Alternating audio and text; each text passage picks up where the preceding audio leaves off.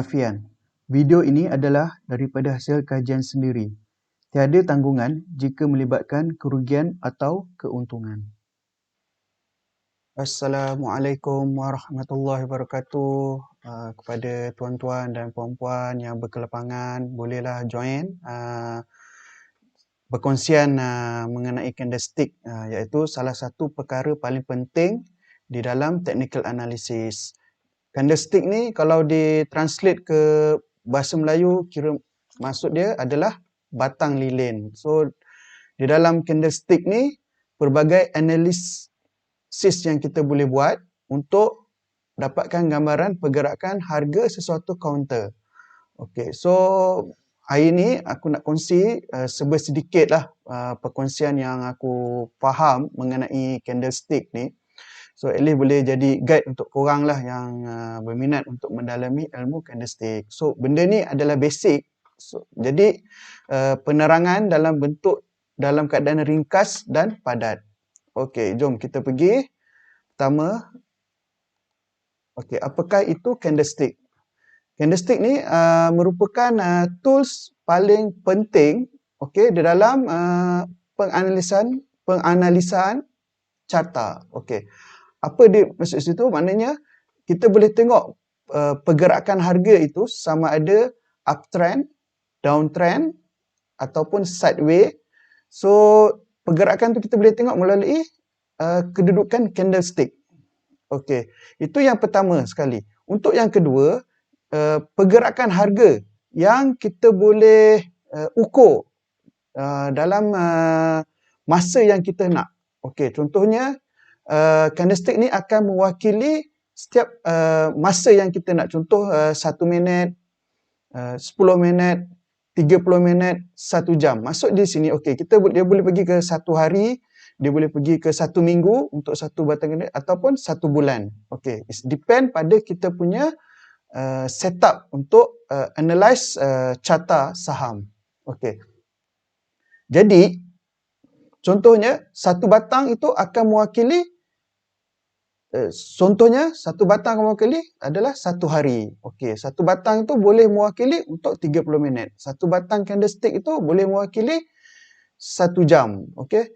Dan untuk apa yang kita boleh dapat daripada candlestick tu, okey, dia ada 4 poin yang penting. Okey, 4 poin penting ni mesti ada dalam candlestick, iaitu pertama, harga pembukaan. Kedua, kita boleh tahu harga paling tinggi.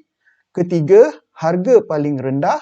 Dan keempat, harga penutup. Okey, ini adalah sedikit idea untuk memahami candlestick tersebut. Okey, kita pergi ke slide yang kedua.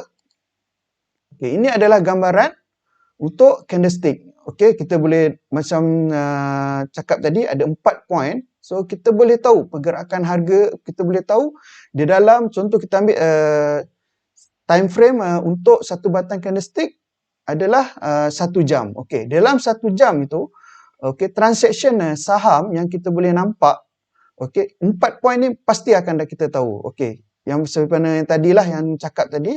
So boleh tengok dekat skrin. So kita boleh tengok ada color di situ, iaitu color hijau. Okey, untuk candlestick color hijau ni kita boleh tengok terdapat perbezaan antara harga buka dan harga tutup.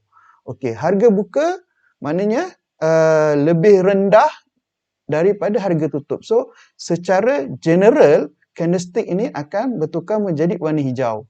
Okey, so dalam point tersebut, dalam candlestick tersebut juga kita boleh nampak harga paling rendah dan harga paling tinggi di dalam waktu, contohnya 1 jam. Okey. So kita pergi slide yang ketiga. Okey. Candlestick tersebut menunjukkan warna merah. Okey. Apa yang kita dapat bezakan antara warna merah dan warna hijau adalah ini saja, iaitu harga buka lebih tinggi daripada harga tutup. So, jadi secara automatiknya di dalam 1 jam, contohnya, berlaku penurunan harga. Okey. Untuk lebih faham lagi mengenai harga paling tinggi dan harga paling rendah, kita boleh tengok dalam sesuatu candlestick tersebut untuk mendapat kepastian di mana point dan perjalanan di dalam pergerakan harga tersebut di dalam masa 1 jam contohnya. Okey. So dua benda yang dah cerita tadi, iaitu candlestick warna merah, warna hijau, diharapkan dapatlah sedikit sebanyak idea mengenai pemahaman untuk candlestick. Okey. Kita pergi slide yang seterusnya. Okey, daripada kita ambil contoh company Carrion Industries Berhad. Okey, kita boleh tengok color pergerakan candlestick, iaitu daripada uptrend going to downtrend, naik ke uptrend, downtrend. So bila kita dapat interpret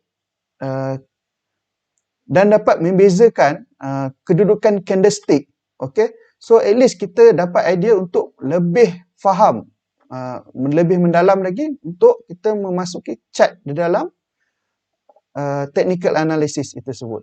Okey. So dalam ini kita hanya basic saja, kita tak letak chart ataupun tools indicator.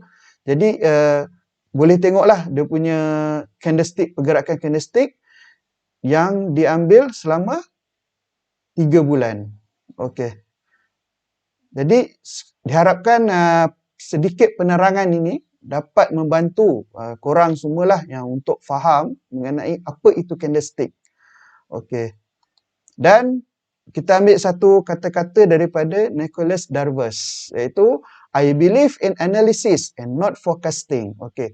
So Nicholas Darvas ni adalah seorang dancer sebelum ni dan merupakan legend lah dalam pelaburan saham. Okey, dia berkata segala benda perlu ada analis dan dia tidak suka kepada ramalan. So bila kita nak dapat analis ni, kita perlukan data. So data ni daripada candlestick yang terbentuk di dalam pasaran saham tersebut. So insyaAllah itu saja perkongsian saya. Diharap anda enjoy, anda happy, anda faham. Jika ada punya persoalan, bolehlah komen di bahagian, bolehlah letak soalan anda di bahagian komen. Okey, sekian saja. Assalamualaikum warahmatullahi wabarakatuh.